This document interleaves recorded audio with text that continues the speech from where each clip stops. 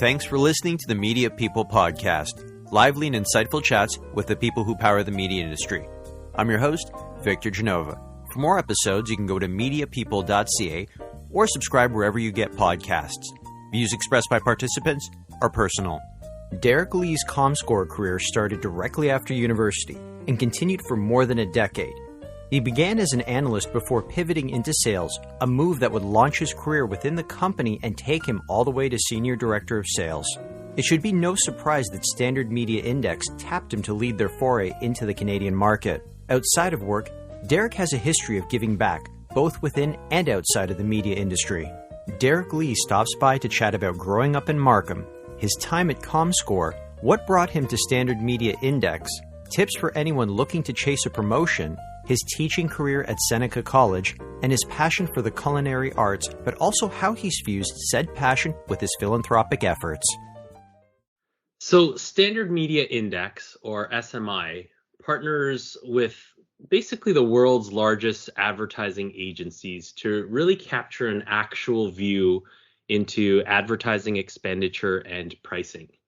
And because we're capturing their spend directly from the agency's billing systems, we're really able to truly get an accurate view of ad revenues, across media publishers in digital, television, and all other media types, and really identify kind of the insights into ad spend across category verticals, and even look into pricing CPMs without really the use of any estimates or projections.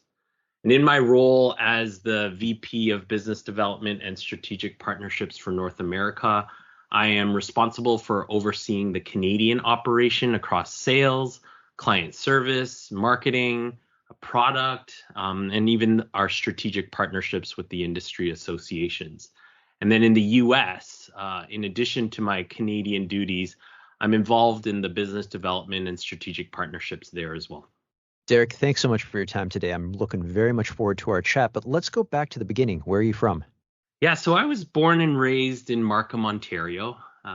Background is Chinese descent, although my parents went to University of Hawaii and they became westernized pretty early on. So Cantonese doesn't really come naturally for me, but yeah, I've been in Markham, Ontario for the majority of my young life, and then safe to say I've been in the Toronto and greater area for my entire life. So your parents emigrated from China to Hawaii, and what made them, I guess, emigrate again to Canada rather than just stay within the United States after graduation? That's a good question. I think just something with the program that kind of brought them to University of Hawaii in Hong Kong allowed them to then move into North America much easier. It had something to do back then with the immigration policy and subsidies to encourage workers in North America to come in to build the economy. But I actually don't know. That's something I'll have to investigate a little bit more with my parents. But yeah, I think there was some sort of incentive for them to start their careers and life in North America. Do they miss the Hawaiian weather? Like, do they wax poetically about it? Definitely. I do too. I've had the privilege to go to Hawaii a couple of times in my life. And with weather like we have in Toronto, you definitely miss it. What was life like growing up in Markham? Oh, it was good. It was, I would sum it up to say that, me and my brother, we had a pretty straightforward and uncomplicated life growing up. My parents were both working full-time jobs in accounting and food service, respectively. And they were really able to provide my brother and I with all the extracurricular activities, the schooling, the daycare, all the, what I would call the basic necessities in life to be pretty happy. My brother and I, we had always had a really great relationship. We would enjoy sports together. We'd build Lego as young kids. We would love to take our GT snow racer down the big hills in Markham on snowy winter days. We'd do a lot of sports together. That's one of the biggest memories of growing up in Markham is just being in the neighborhood with friends, with my brother, playing sports all the time. And I think another thing about Markham, at least that resonates with me, was something that I'd probably take for granted today. It was really the ability to go to my friends' houses all the time.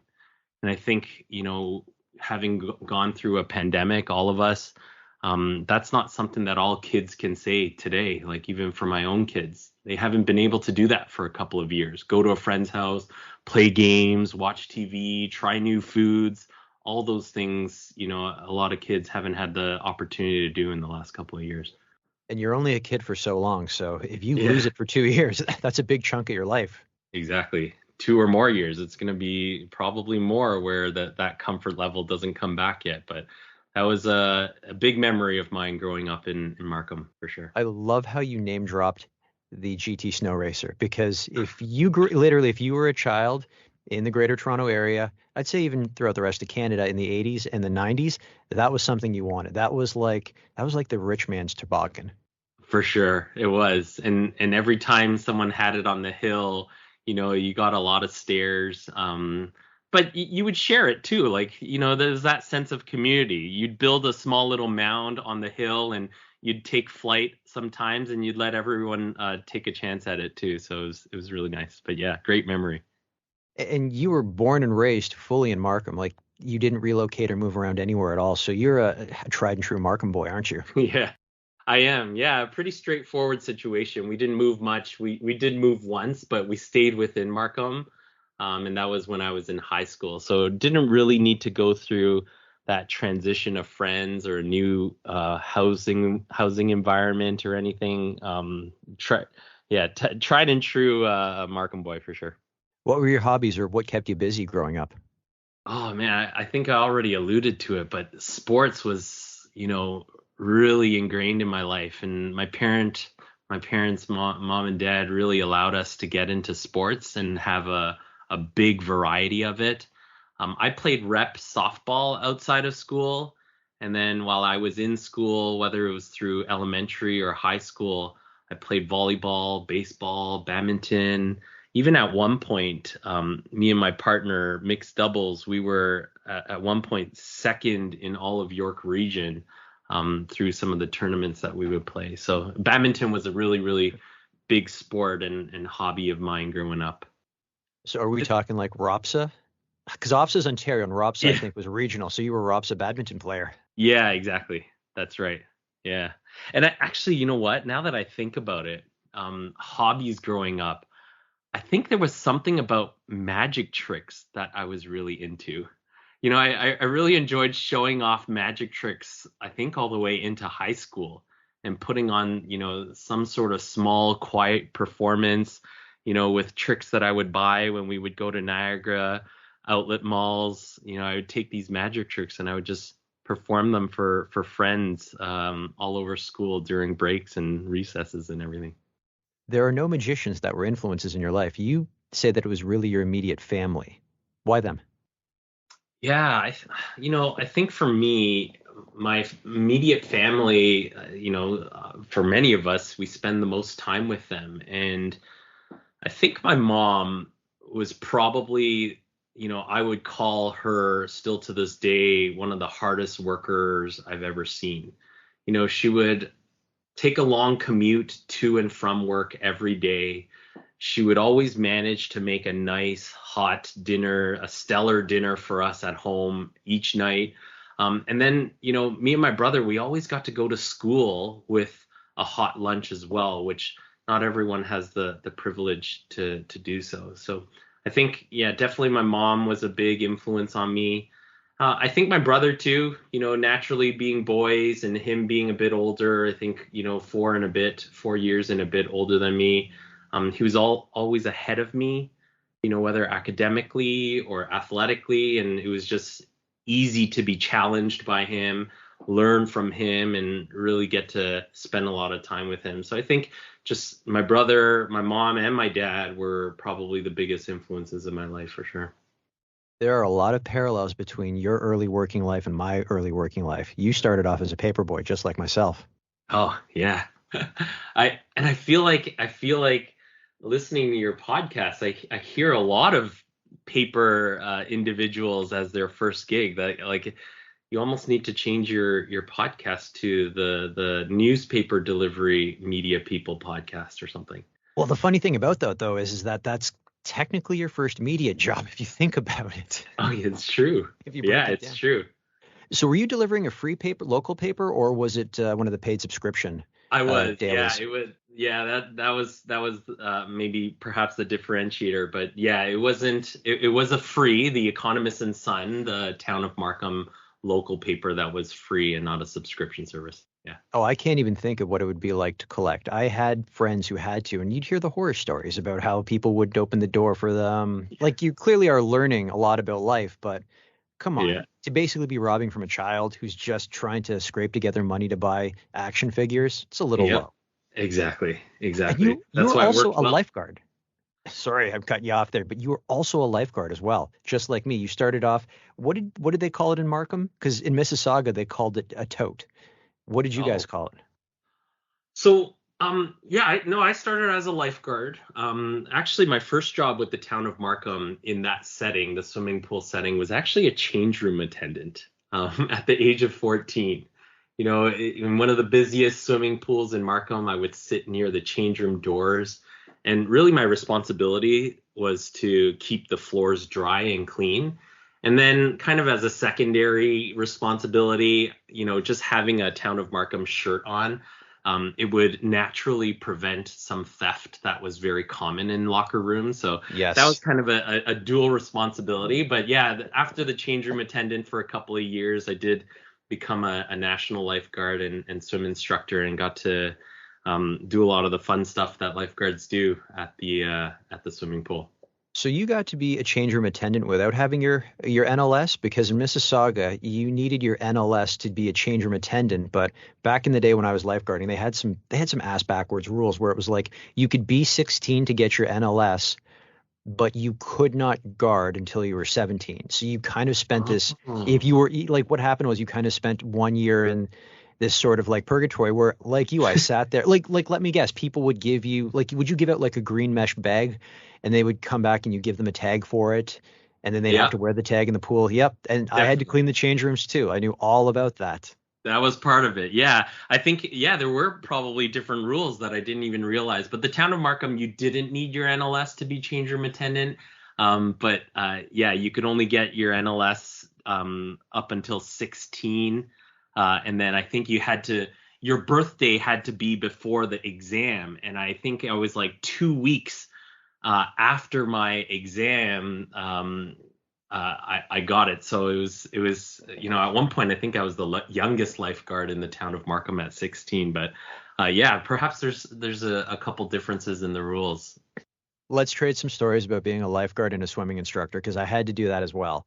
Do you think that this job or that job gave you the patience to handle everything? Because when you're sitting there in cold water at 9 o'clock in the morning on a Saturday and kids are screaming at you and parents are angry because why can't my kid swim yet? And you're like, your kid is 4. They're just getting used to putting their face in the water.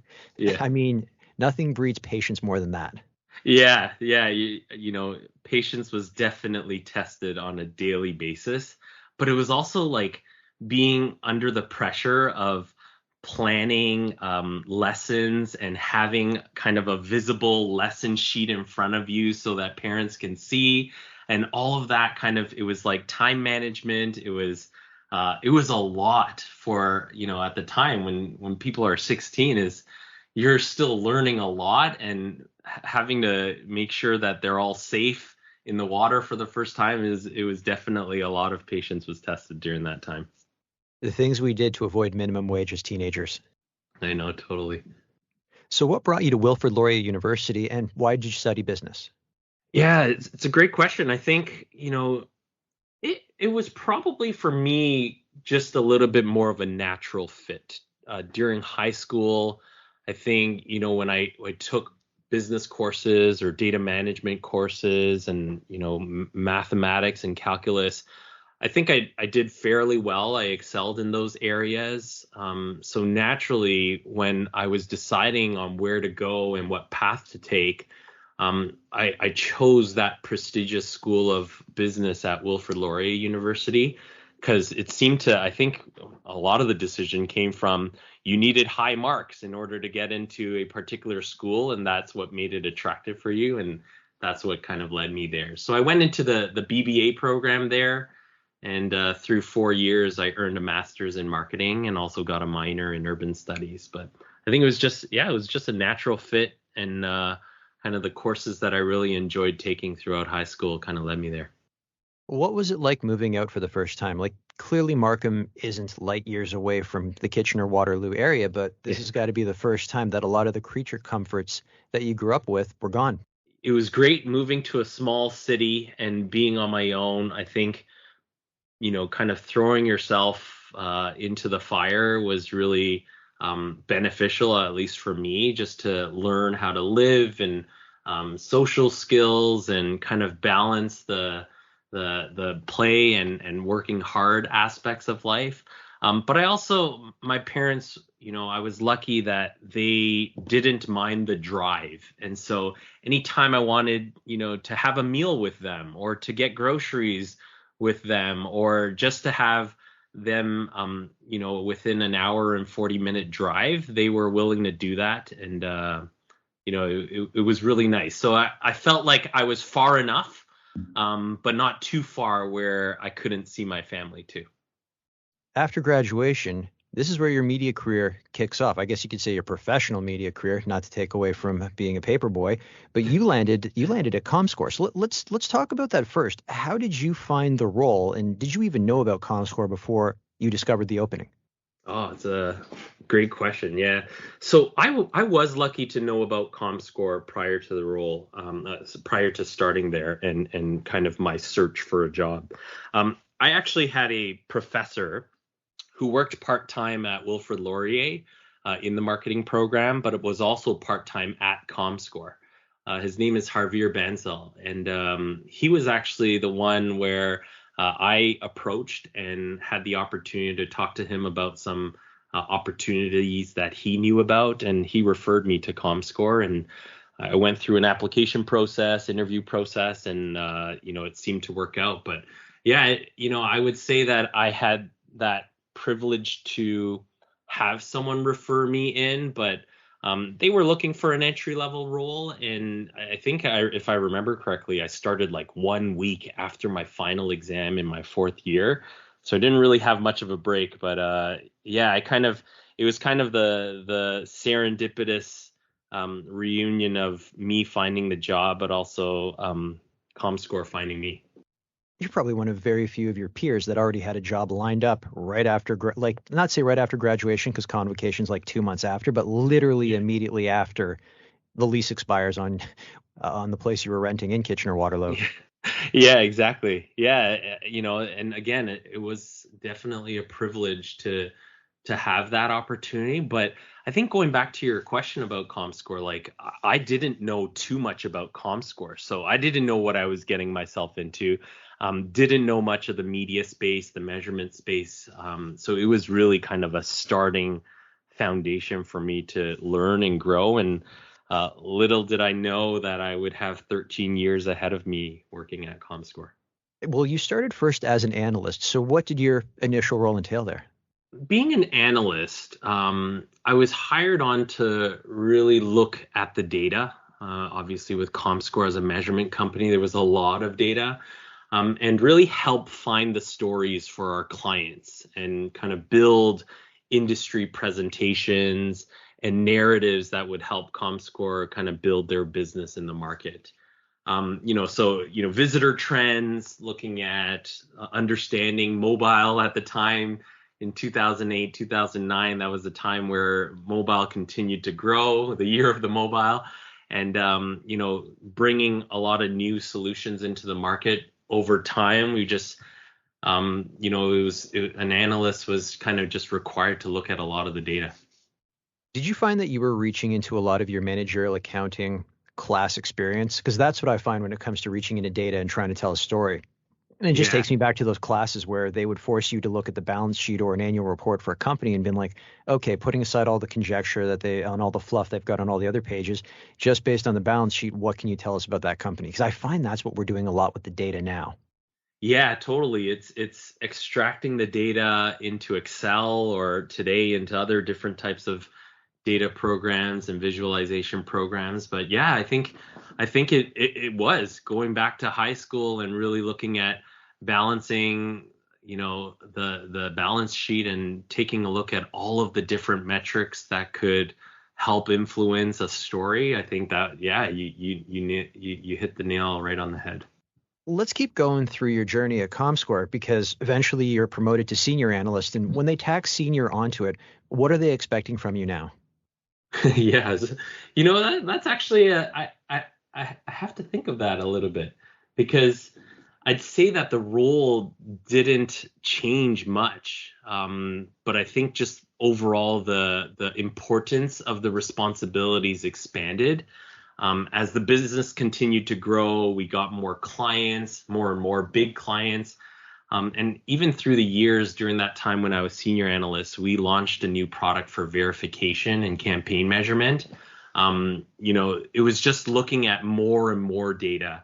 It was finding more and more stories. It was also kind of being tacked on to actual clients and being the day-to-day contact to manage those conversations with our main contacts at all of our client businesses. So that role just expanded, that senior analyst role just expanded to become more of a prominent figure, a name that our clients would reach out to when they had a question or when they needed training, kind of thing from Comscore. Still sticking with Comscore because you said you were there for what, 13 years? Yeah, 13 years. 13 years. You made the pivot to account manager, and I call that a pivot because I guess you could say you're getting out of your comfort zone a little bit and you're moving into sales. Did that opportunity find you, or was there always the allure to sales? Because I imagine you were working hand in hand with the other account managers and seeing what they were doing. I was very much attracted to sales, but I don't know where it came from. To be honest, I think the lure of sales really came from the reward that came from it. Like obviously the compensation side of things was very attractive. So there was that kind of inflection point where I had to consider, should I stay in client service, or should I move into sales? And not everyone has the opportunity to make that choice, and I did have that opportunity with my managers to make that switch. And so I think what happened was I started as a hybrid role where I was still kind of a senior analyst, but I started to manage a small book of business. And, over time, as I was promoted into senior account manager, director, and director of sales, I think just over that time, I was able to grow my book of business, grow my quota, hit those numbers, and really continually learn from the variety of great clients that Comscore worked with, and kind of build on that knowledge and build on that expertise and skills to continue to grow. Do you have any advice for anyone listening that wants to grow within their own company? Like, what can they do apart from just doing their job as well as they can? Are there other things that they need to be thinking about? Maybe even just, I don't know, going into their boss's office and saying, hey, I'm happy here. Here are my career goals. I'd love to continue them here. How can we work together so I get the experience so you trust me with more accountability and responsibility? It forces me to reflect a little bit on my time there and how I, what someone called climb the corporate ladder. I think it sounds cliche, but I've always lived by the notion of not being afraid to ask questions, like you said, knocking on your manager's door. And, for me, I even think it's something that's deeply ingrained in a lot of formal sales training too. And so, when I think about questions, I feel like I ask questions all the time, and I'm learning from, people that report to me, from my senior leadership. I think it's always of benefit to you when you ask a question, but it also gives the opportunity for the person you're directing the question to open up, to elaborate, to impart their experiences and their skills to you. That something you can't take for granted. And I think something that really I felt in my career, at least at the Comscore organization, was very successful for me, was asking those questions. And identifying kind of opportunities and needs and narratives through asking questions. I think another piece of advice that I would give is really just being a little bit more efficient with your time. The more responsibilities that one can cover in the same amount of time, I think just makes you invaluable across any type of company, whether it's a public company or a private company. And, I have to give credit to my managers at the time at Comscore, Brian Siegel and Brent Burney. A lot of your listeners, and you, Victor, know Brian Siegel, the vice chair of the IAB, and I think he's still in that senior vice president role at Comscore. He was a great manager to me, guiding me in ways to expand my knowledge and challenge myself to grow professionally. And, to this day, they're both still very big mentors to me in my professional life. And, love keeping in touch with them, even though we're in different companies. So how did the opportunity to join Standard Media Index present itself? Did you find the role, or did the role find you? So, the role at SMI found me. I won't name names, but a great industry friend referred me to the CEO. And to be honest, the first chat in my mind was positioned as a potential partnership conversation and not, a job interview or even an informal chat about opportunities. So James Fennessy, our CEO at SMI, he gave me the impression of someone that can really lead a company and was very passionate about doing that as well. And, not because I'm here now at SMI, but I really felt and still feel that the Canadian market was really in a need for more transparency. And, the approach that we've taken with our data really allows us to give an actual view of ad spend and pricing that I think can really benefit supply and demands. The supply and demand of media. So, it found me, but, definitely, again, I'll use the word serendipitous again, how it found me and the opportunity that we had when I started and we continue to have today. Was there a bit of shock, though, when you started with them? Like, let me relate it back to myself. I had the opportunity to bring my current company to Canada. And I remember my very first day, I sat down in my home office because it was during the pandemic. And I remember looking at my computer, the computer they had sent me, and said, okay, this is it. You have been pushing for this for a number of years and you finally have your opportunity. Does it sink in and hit you that you finally have something that you've possibly been chasing for a number of years, that leadership role? Yeah, for sure. Yeah, a lot of parallels to the sentiment that I had too. It was, I think the shock also came from me being at a public company in Comscore with, almost 1,000 employees, and then moving to a smaller size private company. There was a lot of change, but definitely when you talk about the dream, which is, it's different to everyone, but for me, it was having that senior leadership role and being able to oversee a lot of different departments, and the growth of a company overall in the Canadian market was a goal of mine that really fell kind of in my lap and opportunity for me, which was really nice. Outside of this, though, you've also been educating the leaders of tomorrow at Seneca College. A lot of my guests have had the opportunity to do that as well. I'm going to ask you the same question. What were you teaching there? I had that opportunity to teach in the School of Marketing. I was teaching a market research course, which was part of a social media graduate certificate program. And yeah, it was a great opportunity and a great opportunity for me to just develop my skills and obviously help. One of the main missions was to help the next generation of talent kind of find their way, whether it was in media overall or social media specifically. And from a development perspective, it also challenged me to do a lot more research into measurement and surveys and quant-qual, primary, secondary research. And in the media space, as you know very well, Victor, there was a real need to keep case studies and written exams and projects updated with new content, and that was good. And it was actually nice too, because I got to teach on Saturday mornings, so still had to keep my full-time job going on weekdays with Comscore, and then at nights I would prepare for my Saturday morning 3-hour session with the students at Seneca.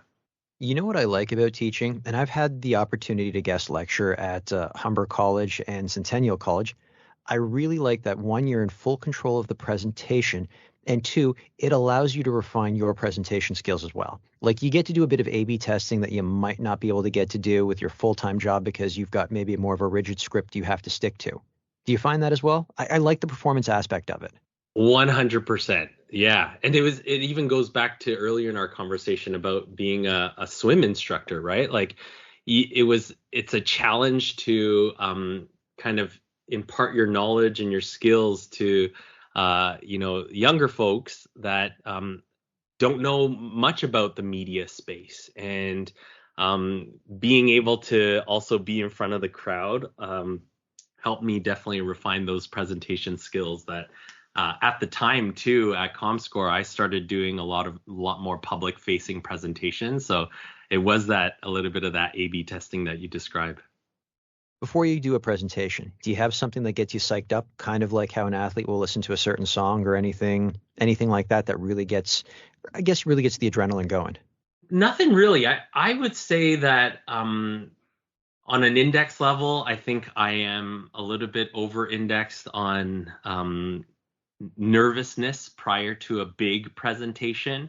What I do is I do a lot of the practices that kind of the books tell you to do before a presentation. So really, doing all the tongue exercises, getting a good night's rest the night before, being able to make sure that you are well prepared and well versed and well practiced. I think those are the things that I stick to the most often, but nothing really from a music standpoint or a hype. I just try to stick to those basics of being well prepared.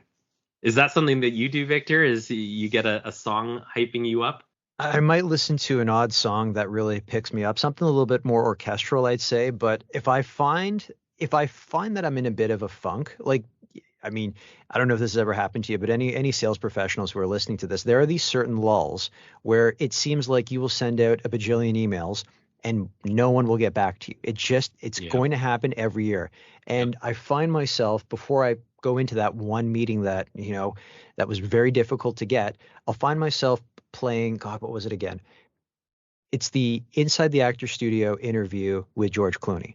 And the reason I play that is because he is packaged and sold to us in present day like he is the king of Hollywood. Like, nothing can bring him down. But when you listen to his story, he has had so many peaks and valleys and so many instances where Hollywood was maybe just a hair away from turning their back on him and him having no career, that It's kind of refreshing to know that everyone has a second act. It's not that dramatic for me. I don't like the way I'm putting it per se. It seems like, oh my God, it's so bad for me. It's not, but you have those moments where you lose a little bit of confidence going, hey, what am I doing wrong? Why am I not getting people's attention? They said they were going to buy this and they didn't. And so I kind of reflect back on the fact that, you know what, everyone has the same struggles. Maybe not everyone's very vocal about them, but the very few people that are going to be vocal about those struggles, I kind of gravitate to those stories because it kind of helps me hit the reboot button a little bit on myself.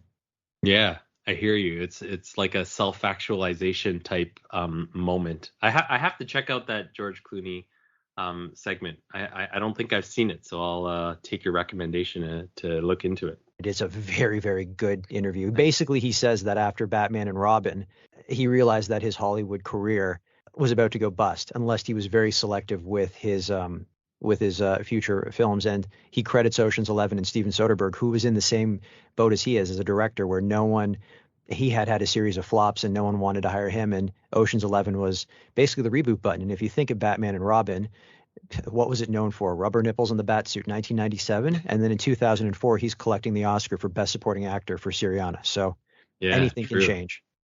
Yeah, very true. But outside of all of this, I don't think a lot of people know this about you, but you are I don't know if I think foodie is underserving it, but you've also been working towards becoming a chef? Maybe a little bit more limited than that. It is I'll call it a side passion of mine. So I did do culinary school part-time for a little bit, but that was a handful of years ago, and I don't think I'll necessarily continue. I think one day I have the dream to open a restaurant, maybe in retirement from the media industry, but yeah, no, I love cooking. I cook for my family often at home here, and it's a real big passion of mine. And I think I've had the privilege to recently to be named to the board of directors at North York Harvest Food Bank.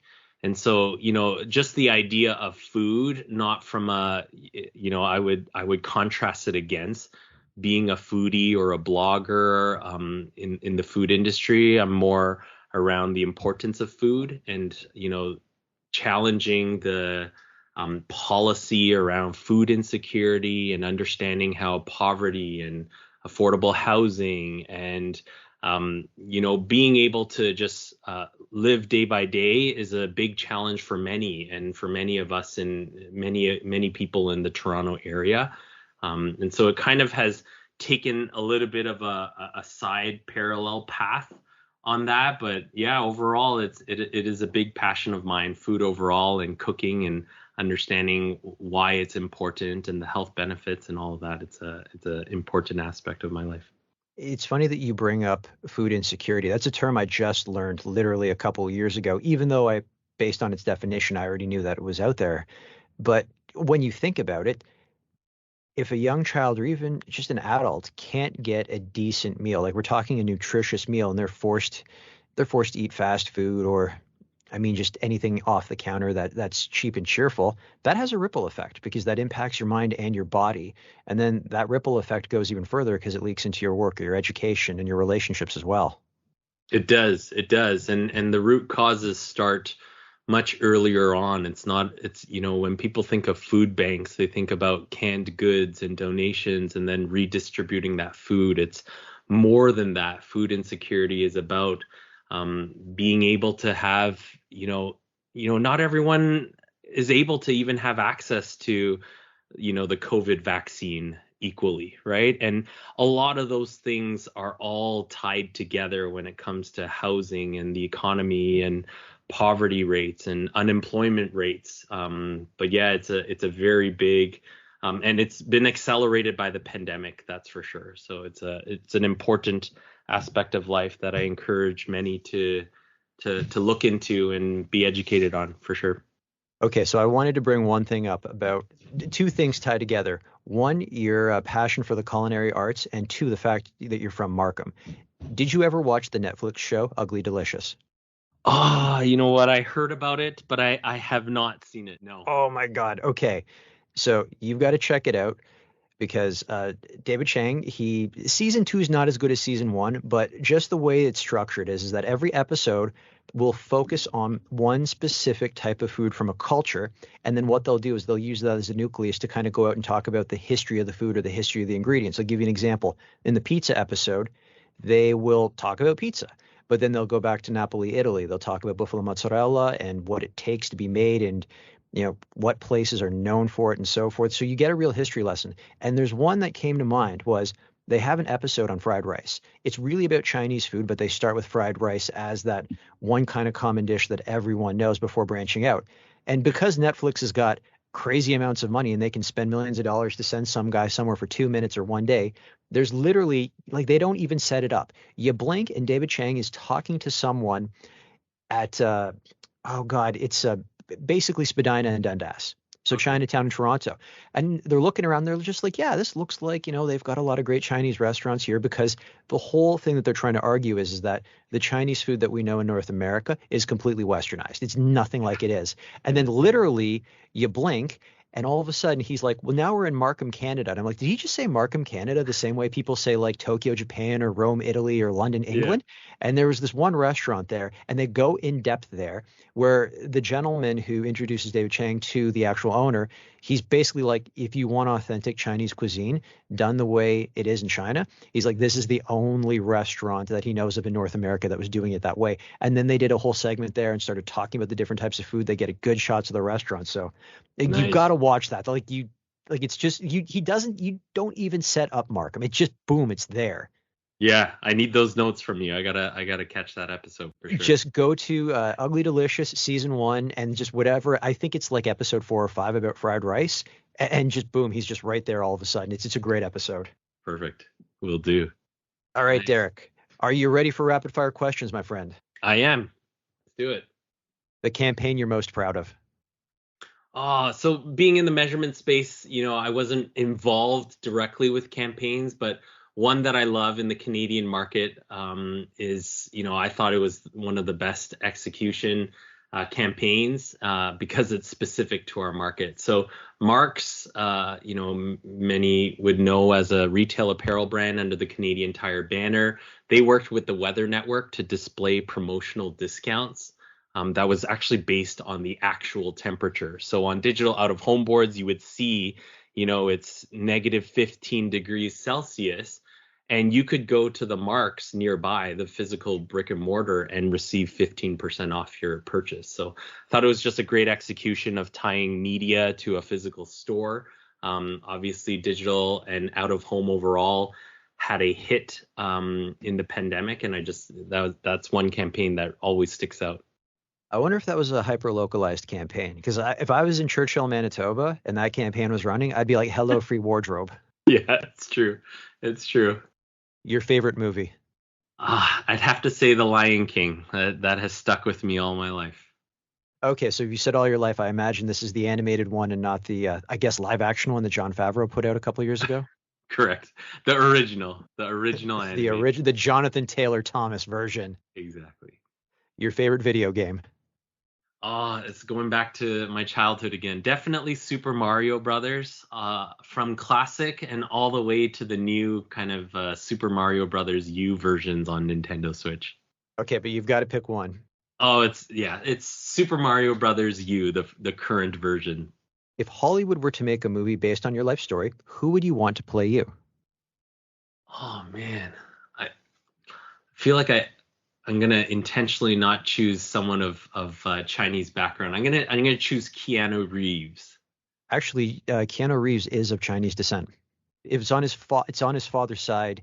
It's mixed, obviously, because I read up a lot on I read up on literally actors' Wikipedia pages. Like that is like how I get my biographical information on people. And he is I believe he's a mixture of Asian, Caucasian, and Arab as well, because he was technically born in Beirut, Lebanon. Yes, Beirut, I remember that. Beirut, but I believe his father's actually of Chinese descent. Oh, well, you learned something new. If Hollywood were to make that movie based on your life story, what would you want to call it? I gotta tie it back to Keanu as an actor, but he plays like a silent killer very often, and he does it very efficiently. So has to do something with being efficient. I would probably call it like hurry up or something. And that's kind of the story of my life. My wife would always says that I can't sit down and relax for any second. I've always got to be doing something, and I've always got to do it quickly. So hurry up is what I would call it. Your favorite book? I've never been a big reader of fiction books, but one I did enjoy growing up, again, going back to my childhood, is The Jolly Postman. It's a book, that has a lot of different envelopes and letters inside that you can pull out and read. It's a really good one. And now that I have kids, I've been able to pass it on as a great read. Your favorite song? Ooh, I listen to a lot of trance and house, so it would be Sun and Moon by Above and Beyond. Your favorite podcast? Well, really enjoy yours for sure. You don't have to say mine. It's all good. Well, it is. I thank you for listening. Yeah, definitely. I listen to the Journal and the Daily, and you're going to ask me to choose one, so I'm going to choose the Daily. Really enjoy Michael Barbaro and all the work that their journalism is doing. I'm going to take something from Michael Barbaro right now and go, Yeah, he goes, People who listen to that podcast will totally know what we're talking about. It's an inside joke among the daily listeners. Yeah. The best advice you have ever received? To ask your question prepared with an answer. If you could go back in time and give your younger self advice, what would you say? I think I would say to keep going, take risks, fail more, and learn from them. I don't think I took enough risks, and I think that, that's what I would encourage myself to do. My signature closing question, if you weren't in media, what would you be doing and why?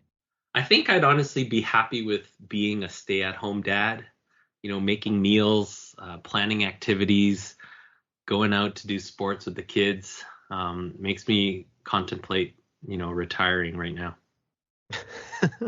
Well, if we can get inflation under control, it might happen sooner than later. Darrick, this has been fantastic. Thank you so much for your time. Thank you so much for the conversation, Victor. I really enjoyed it.